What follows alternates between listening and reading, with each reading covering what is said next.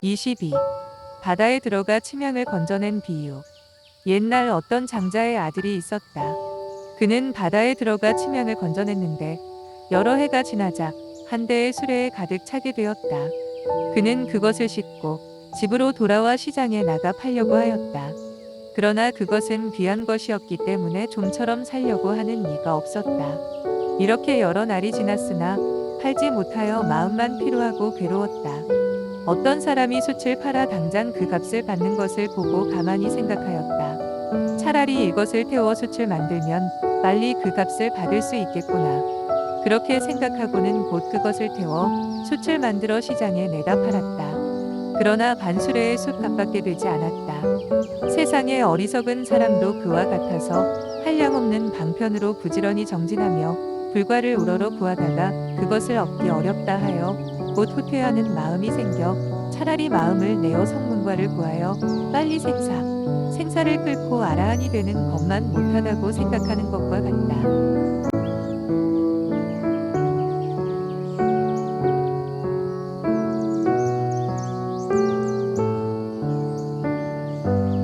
23. 도둑이 비단을 훔쳐 낡은 옷을 싼 비유. 옛날 한 도둑이 부잣집에 들어가 비단을 훔쳐 가지고 와서 그것으로 다 낡은 모직물과 갖가지 재물을 쌌다. 그리하여 지혜로운 사람의 비웃음거리가 되었다. 세상의 어리석은 사람들도 그와 같아서 이미 믿는 마음이 있어 부처님의 법 안에 들어가 선한 법과 온갖 공덕을 닦다가 이익을 탐하여 청정한 계율과 온갖 공덕을 부수어 세상의 웃음거리가 되는 것도 그와 마찬가지이다. 24. 볶은 참깨를 심은 비유. 옛날 어떤 어리석은 사람이 날깨를 먹어보고 맛이 없다고 생각하여 볶아 먹었더니 매우 맛이 있었다. 그는 곧 생각하였다. 차라리 볶은 깨를 심어 나중에 맛있는 깨를 생산해내는 것이 좋겠구나. 이런 생각을 한 그는 깨를 볶아서 심었는데 영원히 싹이 날 리가 없었다. 세상 사람들도 이러하여 보살로서 오랜 것 동안 수행하다가 어려운 실행과 괴로운 실천에 의거하는 것이 즐겁지 않다고 생각하고는 차라리 아라한이 되어 빨리 나고 죽음을 끊는 공이 매우 쉽겠다고 한다.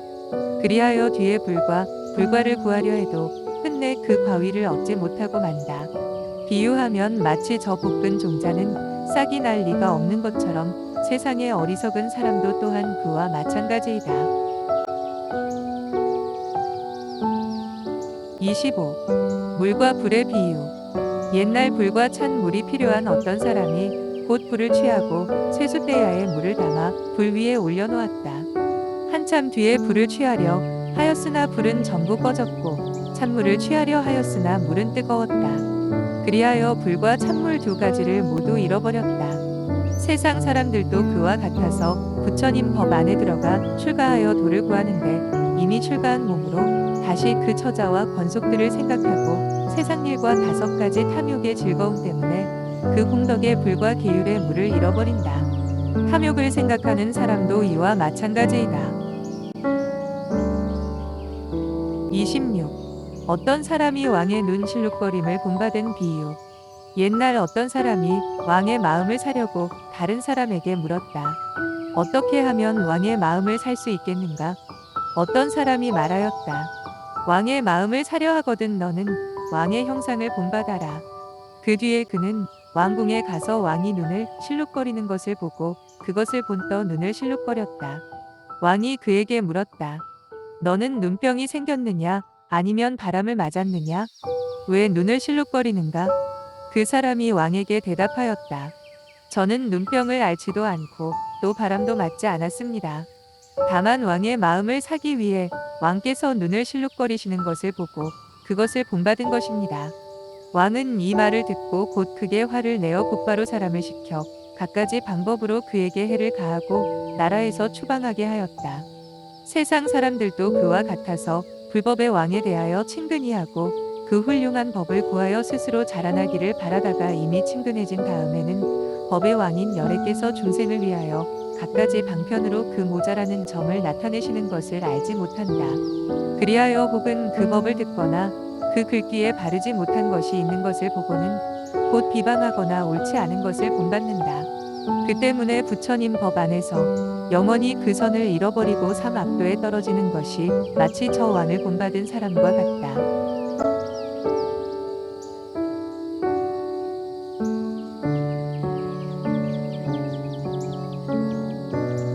27. 채찍을 맞아 생긴 상처를 고친 비유. 옛날 어떤 사람이 왕에게 매를 맞았다.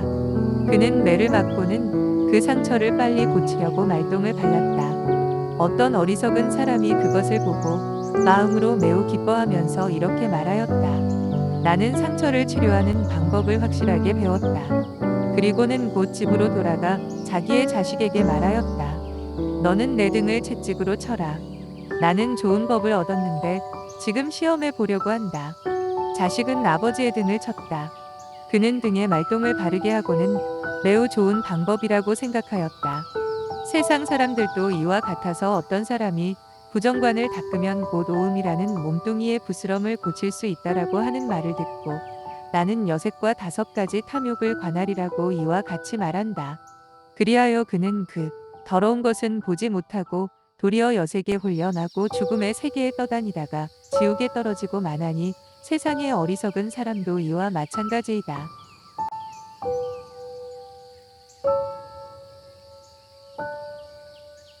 28. 부인을 위해 코를 바꾼 비유. 옛날 어떤 사람이 있었다. 그의 부인은 매우 아름다웠는데 다만 코가 추하게 생겼다. 그는 밖에 나갔다가 남의 부인이 얼굴도 아름다운 데다가 그 코마저 매우 호감가게 생긴 것을 보고 생각하였다. 내가 지금 저 여인의 코를 베어다가 내 아내의 얼굴에 붙이면 얼마나 좋을까. 그리고는 곧 남의 부인의 코를 베어가지고 집으로 돌아와 급히 그 부인을 불렀다. 여보, 빨리 나와 보시오. 당신한테 좋은 코를 주겠소. 그 부인이 나오자 그는 곧 그 코를 베고 이내 남의 코를 그 부인의 얼굴에 붙였다. 그러나 서로 붙지 않았으므로 그 코만 잃어버리고 헛되이 그 부인에게 큰 고통만 당하게 하였다. 세상의 어리석은 사람들도 그와 같아서 늙은 사문 바라문이 큰 이름과 덕이 있어 세상 사람들의 공경을 받고 큰 이양을 얻은 것을 보고 말한다. 나도 저 사람과 다르지 않다. 그리고는 부질없이 스스로 덕이 있다고 거짓말을 하여 결국엔 이익도 잃고 또한 자신의 품행까지 해치게 되나니 그것은 마치 남의 코를 베어다가 부질없이 자신까지 해치는 것과 같다. 세상의 어리석은 사람도 이와 마찬가지이다.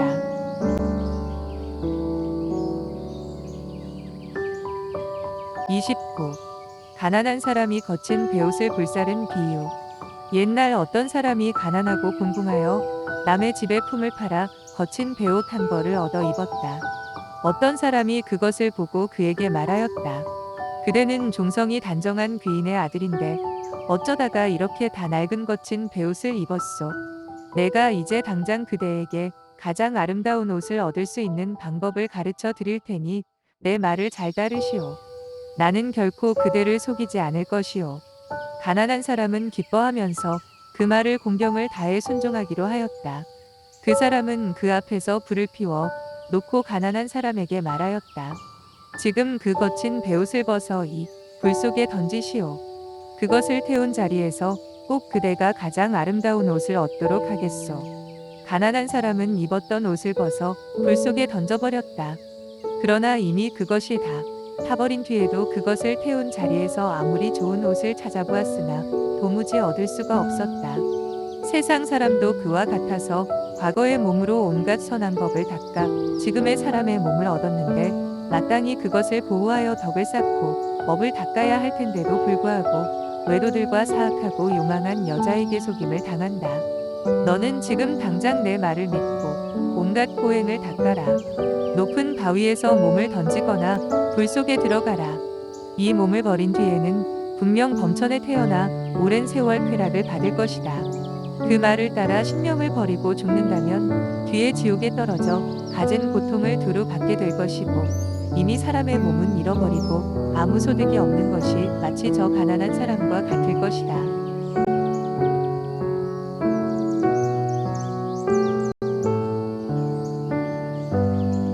30.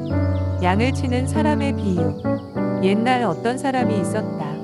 그는 양을 키우는 솜씨가 뛰어나 양이 상당히 불어나 10,000,000마리나 되었다. 그러나 그는 매우 탐욕이 많고 인색하여 다른 데에 돈 쓰는 일을 즐겨하지 않았다. 그때 간사하고 꾀가 많은 한 사람이 있었다. 그는 기회를 엿보아 그 친구를 찾아가 말하였다. 나는 지금 너와 한 몸이나 다름없이 아주 친한 사이다. 나는 저 집에 있는 예쁜 여자를 알고 있다. 너를 위해 마땅히 주선해 줄 테니 너는 그 여자를 아내로 맞이하기 바란다. 양치는 사람은 이 말을 듣고 매우 기뻐하여 곧 많은 양과 온갖 재물을 주었다. 그 사람은 다시 말하였다. 내 아내가 오늘 아들을 낳았다. 양치는 사람은 아직 그 아내를 보지도 하였는데 벌써 아들을 낳았다는 말만 듣고 마음으로 매우 기뻐하여 또 그에게 재물을 후하게 주었다. 그 뒤에 그 사람은 또 그에게 말하였다. 내 아이가 태어나자마자 그만 죽었다. 양치는 사람은 이 사람의 말을 듣고 슬피 울며 한없이 흐느꼈다. 세상 사람들도 그와 같아서 이미 많이 듣고 닦아 명예와 이익을 얻고서도 그 법을 숨기고 아껴 남을 위해 교화하고 연설하기를 좋아하지 않는다. 그러다가 번뇌만 가득한 이 몸에 홀려 허망하게 세상의 향락을 기대한다.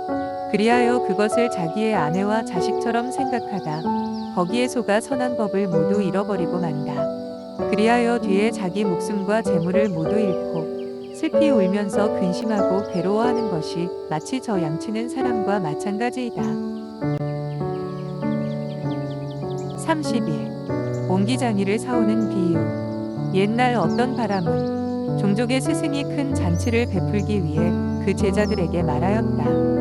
나는 지금 잔치에 쓸 질그릇이 꼭 필요하다. 너는 나를 위해 시장에 나가 옹기장이 한 사람을 품값을 지불하고 데려오너라. 그 제자는 옹기장이 집으로 갔고 그때 어떤 사람이 나귀의 질그릇을 싣고 시장에 팔러 가다가 잠깐 사이에 나귀가 그릇을 모두 깨버렸다. 그는 집으로 돌아가면서 슬피 울며 괴로워하였다. 제자가 그것을 보고 그에게 물었다. 왜 그리 슬퍼 탄식하고 괴로워하십니까? 그가 대답하였다.